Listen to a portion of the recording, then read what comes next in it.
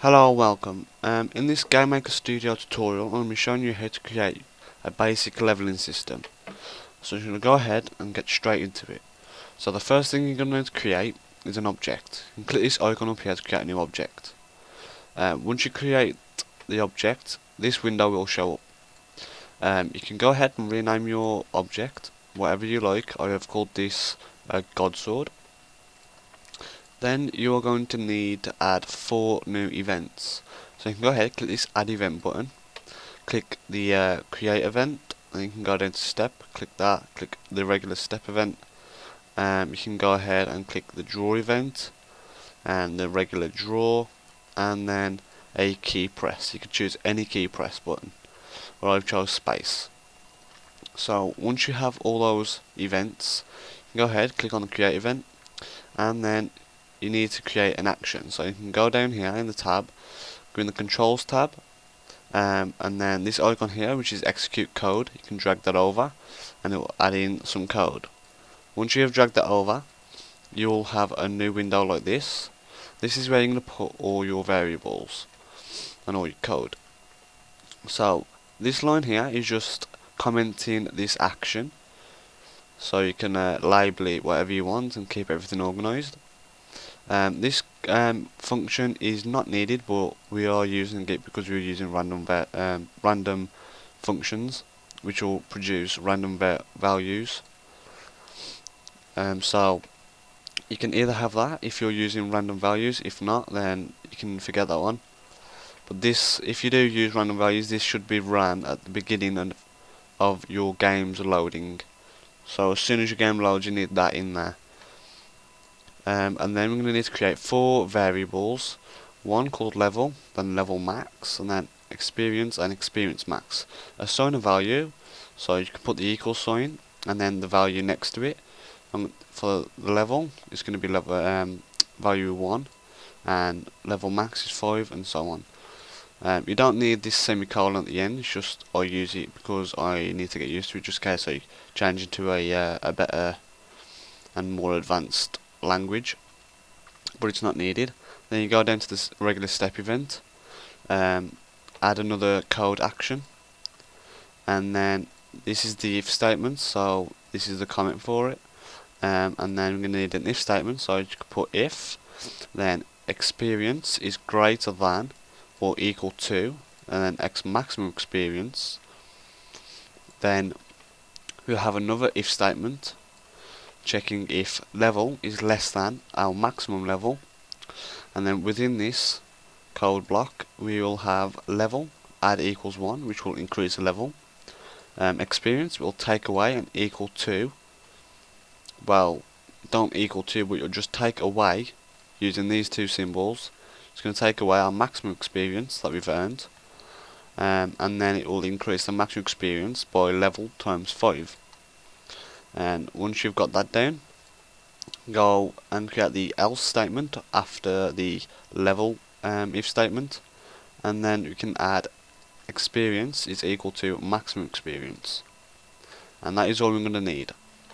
Make sure that these are curly brackets and not regular brackets, and these are regular brackets and not square brackets, just in case you can't see or you get confused. But then we can go in the draw event, add another code action, then you open up and you can do draw text, then your X position and Y position. This is going to be 20 pixels from the left hand side of the screen and then 20 pixels from the top side of the screen. Then this is the text that we're going to be drawing, so I'm going to draw level, colon, space, then this plus sign to assign more text to the end of that, and then this string function will convert a integer variable into a string variable. So I'm going to convert the level variable, which will contain level 1, level 2, and so on. And then we're going to create another one. So you do draw text again and the position of where you want it. Then we're going to draw experience plus our current experience, and then a slash, and then our maximum experience. So once you've done that, go down to the press space or whichever key you chose, add this code. So experience will add an iRandom range between 1 and 3. So this will give a random whole number value between 1 and 3. You can change this to however you like. So this just virtually, let's just say we killed an enemy. This is pretty much the action for that.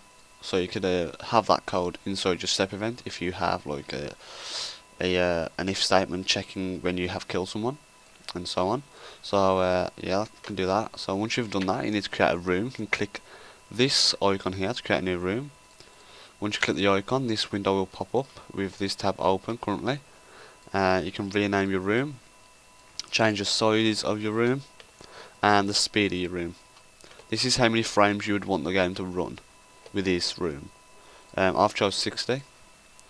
Then you can click the objects tab, then left click in this area, choose the object you've just created, and then left click inside this area to place it in the room. We can go ahead and delete that since it's already in the room. And then we can go ahead, close everything and debug the game. So this may take a while, or it may not.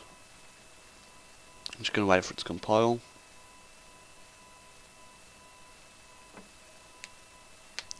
And it looks like it's going to take a while, since it's the first compile since my computer has been turned on. So yeah, it's compiling, and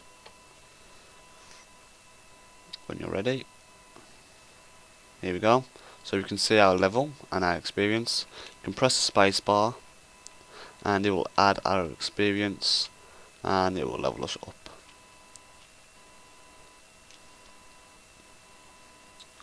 So can we reach the level cap? And there we go, you cannot exceed a 25 experience points. And that is our basic leveling system for this tutorial. If you need a more in-depth tutorial on a basic leveling system or an advanced leveling system or anything you can think of, write it in the comments and I'll see if I can do it. And if I can, I'll put a video up within probably the next day, or if I have to prepare for it like I've never done it before, then say within that week or a week after, but I don't know, depending how complicated it will be. So yeah, thank you for watching and I hope to see you again.